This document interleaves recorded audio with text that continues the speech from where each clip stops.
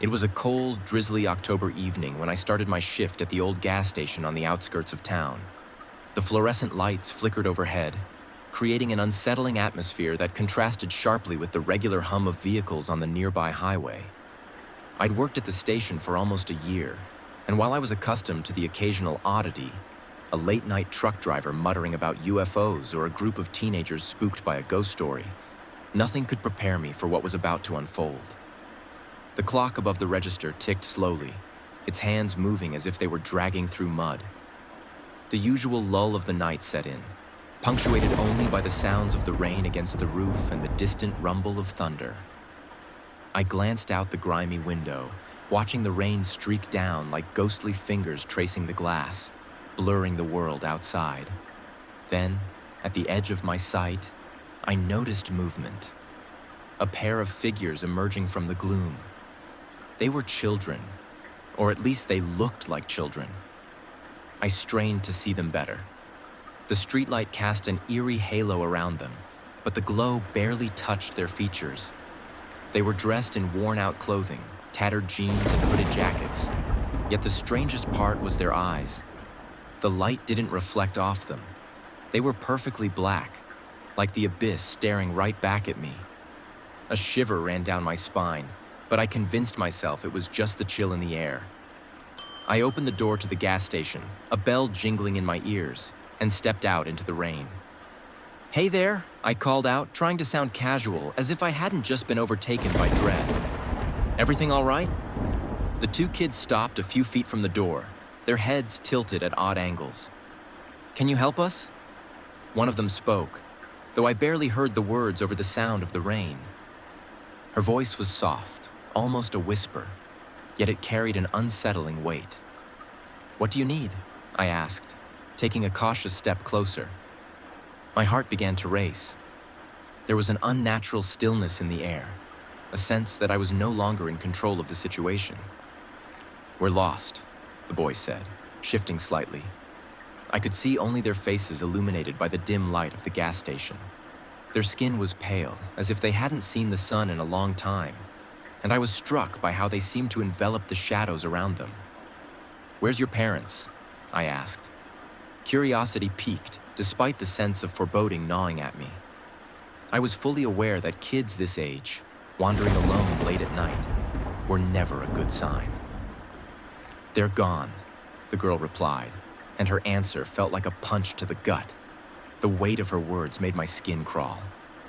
"You should go home," I said, trying to sound authoritative, but my voice trembled slightly as I glanced over my shoulder. There were few cars passing by, and the darkness beyond the gas station felt more pronounced. "It's not safe to be out here." They didn't move. They just stood there, eyes locked onto mine. I could feel the strange pull of their gaze. It was hypnotic, demanding my full attention. I wondered if I was hallucinating. Perhaps too much caffeine and lack of sleep were taking their toll. "Let's get you inside, away from the rain," I offered hesitantly, stepping back through the door and holding it open for them. They didn't respond, but after a moment of hesitation, they walked inside as if on command. Once inside, the atmosphere shifted. The air felt thicker, laden with an inexplicable tension. I moved to the register, keeping one eye on the kids as they settled themselves on the small bench in the corner. They sat stiffly, almost as if they were marionettes, waiting for a puppeteer to pull the strings. "Do you want something to drink?" I asked, wanting to break the silence that pressed upon us like a heavy blanket. "No," they said almost in unison, their black eyes reflecting nothing but a void. I forced myself to look away, terrified I might get lost in that endless darkness. My mind raced with questions. I thought of urban legends and stories of strange children with black eyes, tales of encounters that sentenced the unknowing to an eternity of despair. I'd always dismissed those stories as mere fiction, but now I wasn't so sure. "I can call the police," I suggested, trying to mask my panic with fake calm. "They'll help you." "Don't do that," the boy said, his voice dropping low, almost ominous. They can't help us. I felt a chill run through me, and I instinctively reached for the phone behind the counter. Why not? I asked, still trying to keep the fear from showing in my voice. They wouldn't believe you, the girl whispered, her tone eerily soothing, like an unseen breeze passing through the dark. You'll be alone with us, like before. Before what? The question lingered in my mind, but I didn't dare ask. Instead, I dropped the phone, my fingers trembling as I fought against the urge to flee. I really think you should go, I muttered, backing away slowly. Stay with us, they insisted in harmony, their voices intertwining in a haunting melody. The lights flickered again, and the shadows in the room seemed to twist and contort, feeding off the growing tension. The moment stretched like an eternity, the air charged with unseen power. Suddenly, the gas station door swung open with a resounding crash. I spun around, my heart in my throat, only to see nothing but the vacant night beyond. When I turned back, they were gone. The bench was empty, and the space where they had sat felt profoundly silent. The air, which had been so thick, drained suddenly, and I stumbled back against the counter, gasping for breath. I didn't know what had just occurred.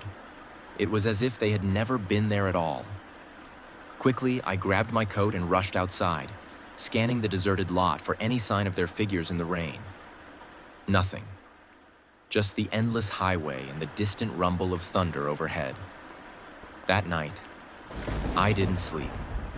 I spent hours obsessively checking the security cameras, replaying the minutes leading up to their arrival. But every time, I saw nothing but the mundane. Cars passing by, the rain pouring down. The children were gone, and I was left with an unsettling feeling that I was somehow changed. In the days that followed, I learned that once the black-eyed children find you, they don't really let you go. They haunt your thoughts, lurking at the edges of your dreams, casting shadows over your sanity. I've tried to warn others, sharing my story, but their eyes glaze over, dismissing the terror I can no longer escape. Some nights, when the rain falls just the right way and the darkness wraps around the gas station, I swear I can hear whispers in the silence. And I know, deep inside, that somewhere beyond the veil of reality, those children wait, watching with their endless black eyes, ready to call me back into their realm.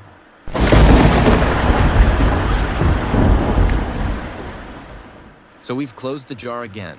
Join us next time and subscribe for more, if you dare.